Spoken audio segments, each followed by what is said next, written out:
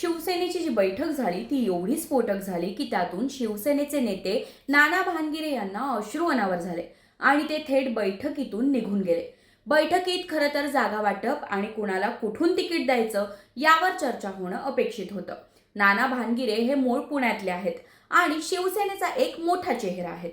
याच भूमिकेतून ते त्यांची मतं मांडत होते. पण बैठकीतल्या सूत्रांनी दिलेल्या माहितीनुसार नाना भानगिरे यांची मतं विजय शिवतारे यांना पटली नाहीत. विषय थेट शिवीगाळ करण्यापर्यंत गेला. या परिस्थितीत नाना भानगिरे यांना अश्रू अनावर झाले आणि ते थेट बैठक सोडून निघून गेले. बाहेर पडताना नाना भानगिरे यांना अश्रू अनावर झाले होते. नीलम गोऱ्हे यांचे स्वीय सहाय्यक खरं तर नाना भानगिरे यांची समजूत काढण्यासाठी मागे धावत आले. मात्र नाना भानगिरे यांचा संताप एवढा अनावर झाला होता की ते कुणाचंही न ऐकताच निघून गेले. पुण्यात शिवसेना भाजप युतीचा घोळ अजूनही कायम आहे. भाजपने शिवसेनेला फक्त 15 जागा देण्याची तयारी दाखवली आहे. शिवसेनेचं म्हणणं आहे की आम्हाला किमान 25 जागा तरी हव्यात.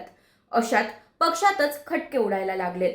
कारण एवढ्या कमी जागांमध्ये कुणाचं समाधान करायचं असा प्रश्न शिवसेनेसमोर आहे.